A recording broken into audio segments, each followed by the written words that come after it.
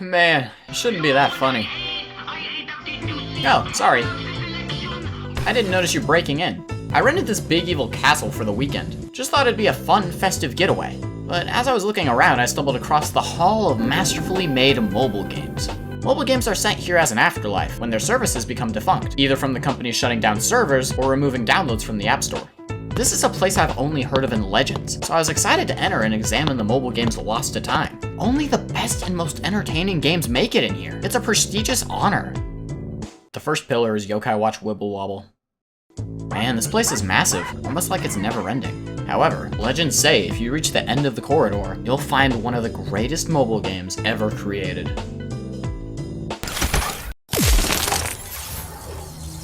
But I don't have time for that. Here we are, the greatest mobile game of all time. I found it! Huh?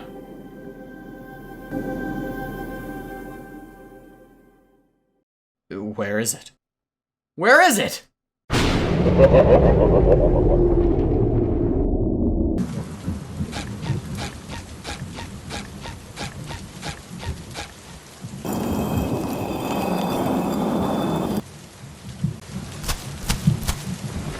Hey! What? One of your lightning bolts are unplugged.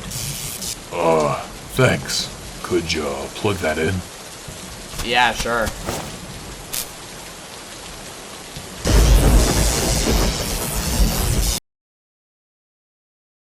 So, what was important enough to risk me being fried like Ash Ketchum? Oh, that's right. You're the chosen one. The one that made it to the end of the Hall of Masterfully Made Mobile Games. Boy, do I have a treat for you. You have the best mobile game? Oh, I'll do you one better. For $3. But it's supposed to be free. Well, it's always free to give me $3. Do I have to buy Supersonic too? You do now. Back in 2014, Sonic Team revealed their next foray into the gaming scene, this time focusing on the mobile market. At the time, people were both excited and concerned. On one hand, Sonic Boom had just been released to some kind of reception. Boom seemed like it was taking over everything, including the OG Sonic design. But on the other hand, Sonic looked like himself. Then, bam! Sonic Runners was released in 2015. Fans loved this game. All the characters, events, music, fan service, it was incredible. But it apparently wasn't sustainable. In July of 2016, Sonic Runners was seen as a failure, and thus canned. Which is why I wanted to get to the end of the Hall of Mobile Games. Now that it's in this magic castle, it should be fully functional. Gimme! Oh, I'll do more than give it to you. What's that supposed to mean? Oh, did you get rid of the annoying ads? Nope. Make red rings more available to purchase in-game items? Nuh-uh. Oh, well, what could you have done to make a better Sonic Runners?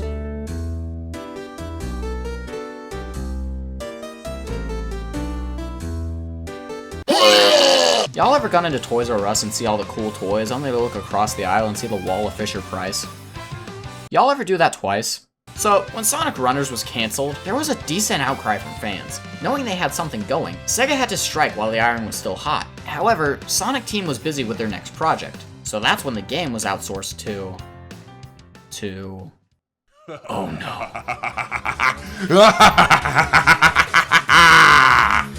Gameloft. That sounds familiar. Yeah, that adds up. You. How did you get in here? Oh, you poor, insignificant fool. This is my domain. I am Rick, and welcome to the Gameloft. Your name is Rick? Gameloft had everything laid out for them. They got all the materials they needed to make this work. You ever see a pile of money lying there and just... Models? Yeah, they reused them. I didn't say they were used well. The characters look off. Characters' eyes are smudged. Models are jagged. Almost like the files were downloaded on the lowest quality from Google Drive. You know, given the company we're dealing with, that's probably what happened. And I don't think I need to say anything about the animations, but I asked for Shadow the Hedgehog, not the Cupid Shuffle. But you know, that's okay. Sometimes it's the scenery that makes the journey worth it. And sometimes your scenery is Ohio. So one of my biggest gripes with this game is in the visual department. It shouldn't have been that hard to visually match the appeal of the OG runners, if not improve it. Colors are still vibrant enough, but the textures on everything are completely wrong. While before everyone looked as they would on your average console game, here, everything got the DX treatment. And never have too much plastic, I guess. Exactly! Don't you have minions to advertise? Along with that, nothing has the iconic thick outline that made runners stand out. This takes away from the already distinct visual style runners had, but it also throws everything out of whack. Characters were modeled with that outline in mind. Look at Sonic and the OG runners. He's a little stocky, but it works. It fit the aesthetic, and with that outline, everything popped. Now, let's take away that outline. How do you make a naked person more naked? Look how fat he is! The outline made it so everything was more slimmed down and looked good. But now we just look one step away from a ROM hack. You know exactly which one I'm talking about. Okay, so the game is, for a lack of a better phrase, visually lacking. But you know, not all games gotta look good to be fun. Most people agree that Super Smash Bros. Brawl didn't have a great visual style, but I had loads of fun with that. So... I have a few points of contention here, so let's rapid fire. Stages. In the OG runners, stages were endless. To progress the story, you'd run as long as you can, and depending on how much you score by the end, that's how far you progress. Like Sonic Dash, it was the very definition of an endless runner. But then we arrive at Runner's Adventure. Unlike the last game, Adventure boasts two different kinds of levels, both goal-based and score-based. In other words, some levels have a goal to reach, while others are endless. Not a bad concept. I can get down with that, if it existed. Yeah, so the whole idea of Runner's Adventure being an endless runner, that's just a straight up lie. Every single level in this game has a goal. There is no endless aspect whatsoever. See that meter on the bottom? Yeah, that's as endless as it gets. Level design. These stages suck. In Runners, stage chunks were randomly generated, and there were many different patterns that could be slammed together. This made reaction time essential, and it felt really good to get far on a run. Here, they had a similar idea, except without 90% of the work. There are different stage layouts, and for that, I commend them.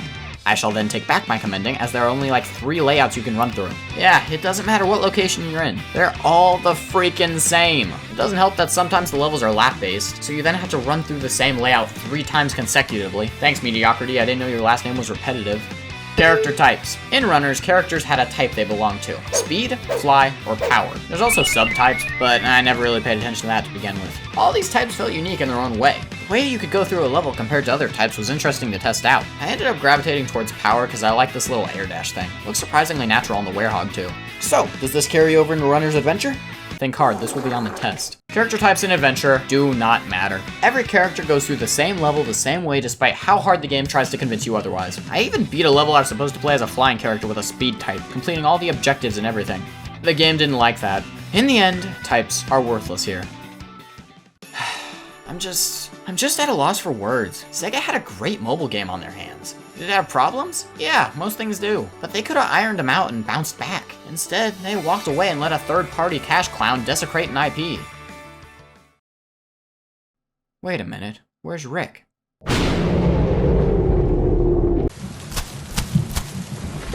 What are you doing? I see now. I understand. I was wrong. We can't let this half-baked porter escape the game loft. I need to destroy it. I need to create something better. I need something that can be found on a Twitter account in the link in the description. Is there anything I can do to help? Yeah, if you can plug that in the outlet for me.